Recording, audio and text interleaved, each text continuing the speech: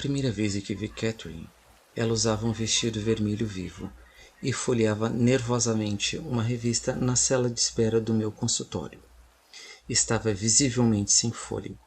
20 minutos antes, andava no corredor externo do departamento de psiquiatria, de um lado para o outro, tentando se convencer a manter seu compromisso e não sair correndo. Entrei na sala para recebê-la e nos cumprimentamos. Notei que tinha as mãos frias e úmidas, confirmando sua ansiedade.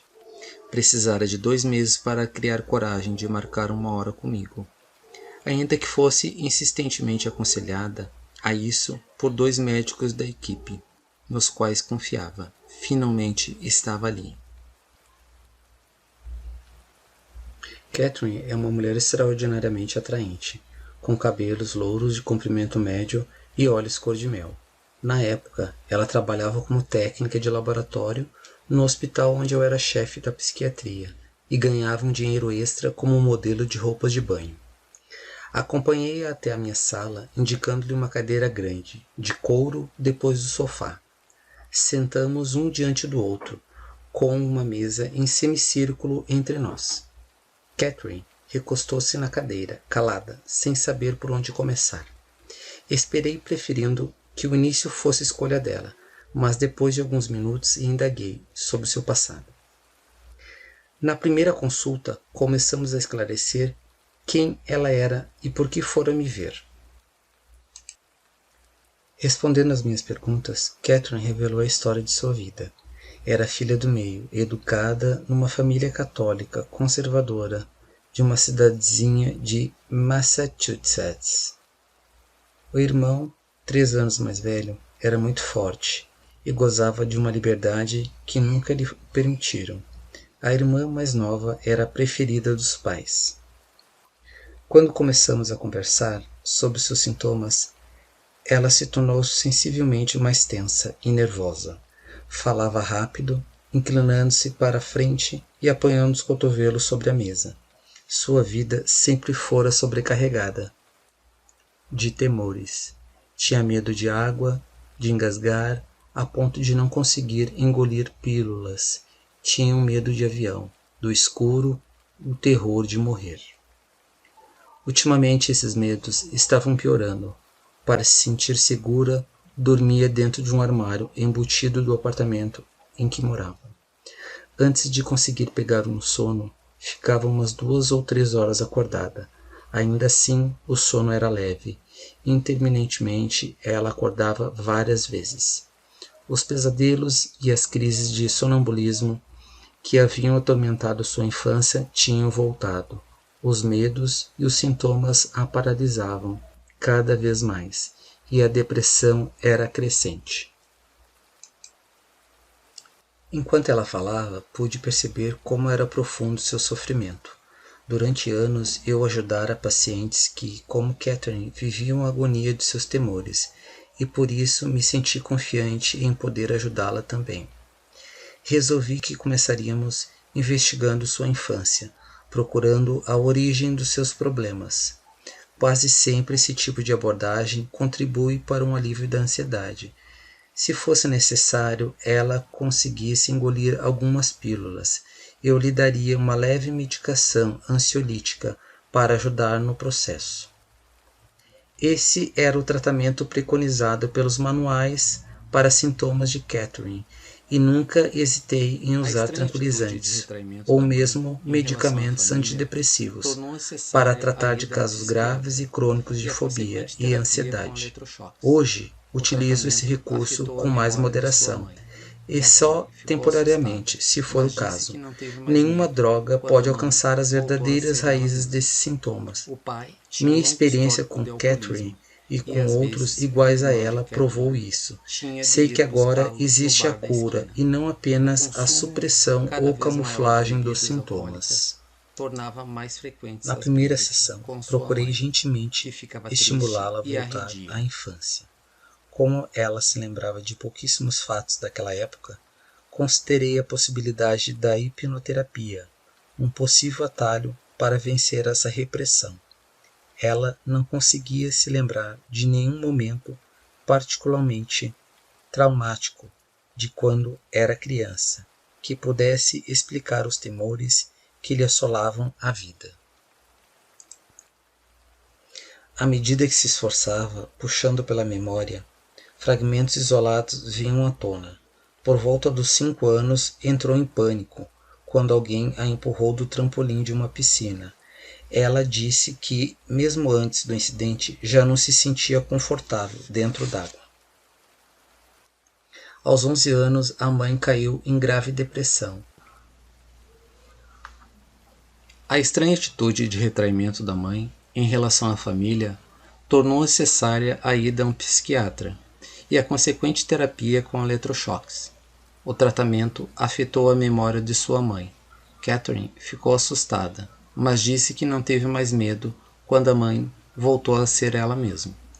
O pai tinha um longo histórico de alcoolismo e às vezes o irmão de Catherine tinha de ir buscá-lo no bar da esquina.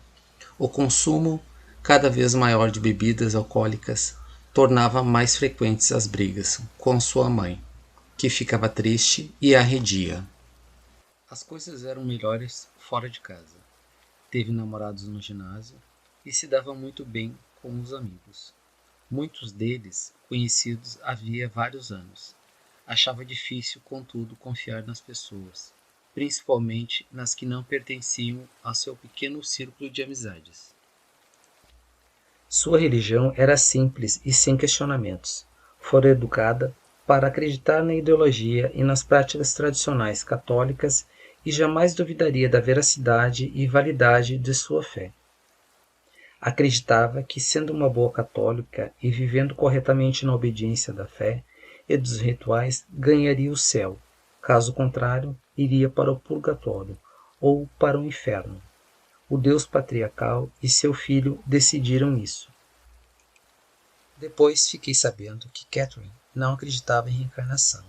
Na verdade, sabia muito pouco a respeito, embora tivesse lido alguma coisa sobre os hindus. Reencarnação era uma ideia contrária aos conceitos em que ela fora criado e nos quais acreditava. Jamais lera nem tinha interesse por qualquer literatura, metafísica ou ocultista. No primeiro ano, na nova cidade, Catherine conheceu Stuart, casado, judeu, pai de 2 filhos.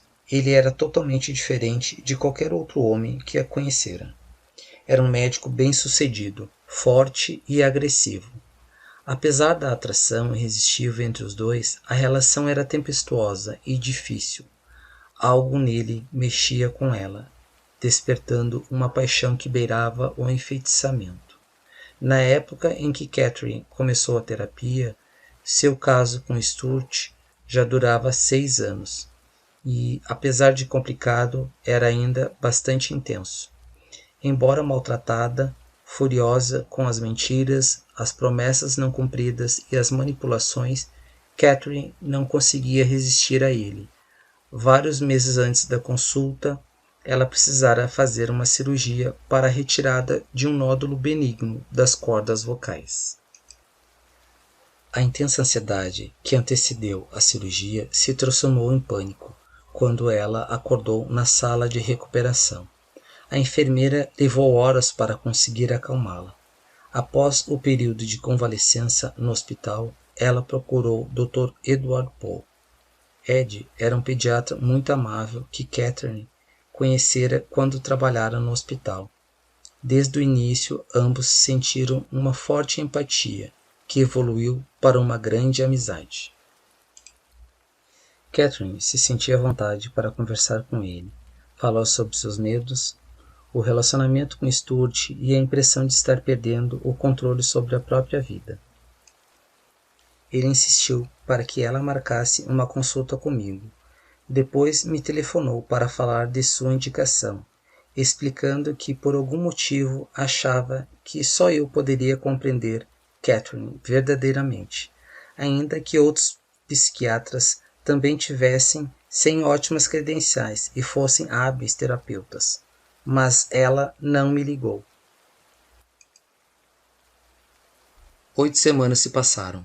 No atropelo das minhas tarefas como chefe do departamento de psiquiatria, esqueci do telefonema de Ed. Os medos e as fobias de Catherine pioraram. O Dr. Frank Acker, chefe do departamento de cirurgia, conhecia Catherine há anos e sempre brincava com ela quando visitava o laboratório onde ela trabalhava. Ele notou sua infelicidade e tensão. Várias vezes quis lhe dizer alguma coisa, mas hesitou. Uma tarde, indo de carro para um hospital menor, mais afastado, onde daria uma conferência, viu Catherine ao volante, dirigindo-se para casa, e impossivelmente lhe fez sinal para que parasse no acostamento. Quero que você procure o Dr. Weiss agora, gritou ele pela janela. A frequência e a duração dos ataques de pânico e de ansiedade de Catherine cresciam. Ela começou a ter 2 pesadelos que se repetiam. Num deles, uma ponte ruía enquanto ela estava passando. Seu carro mergulhava na água, presa dentro dele. Ela se afogava. No segundo sonho, estava fechada, num quarto escuro com um breu. Tropeçava e caía sobre as coisas, incapaz de achar a saída. Finalmente foi me ver.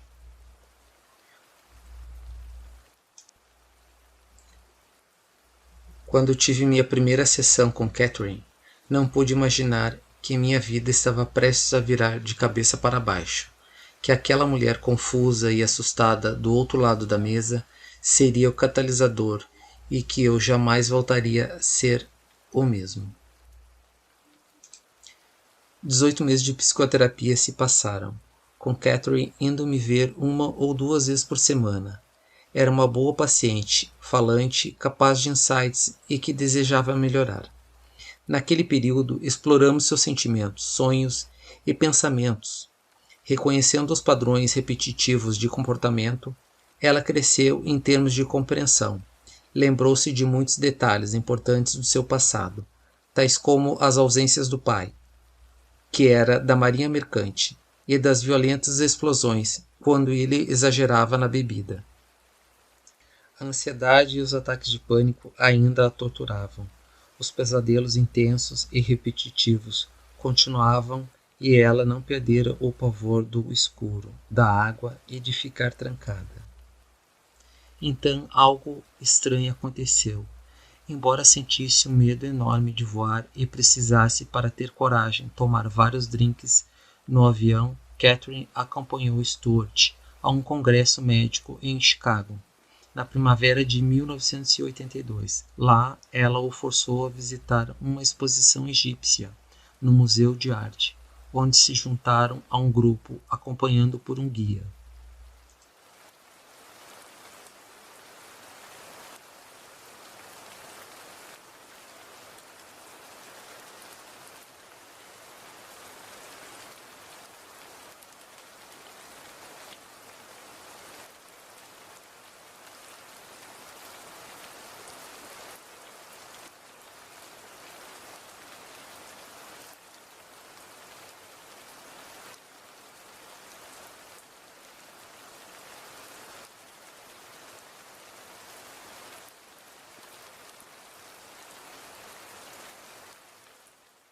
Catherine sempre tivera certo interesse por artefatos do Egito antigo e pelas reproduções de relíquias daquele período.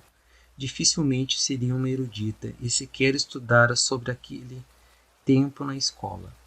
No entanto, de algum modo, as peças lhe pareceram familiares. Quando o guia começou a descrevê-las, ela se surpreendeu, corrigindo-o, e estava certa.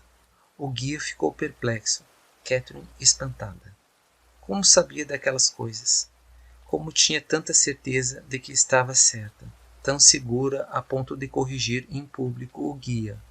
Talvez fossem lembranças esquecidas de sua infância.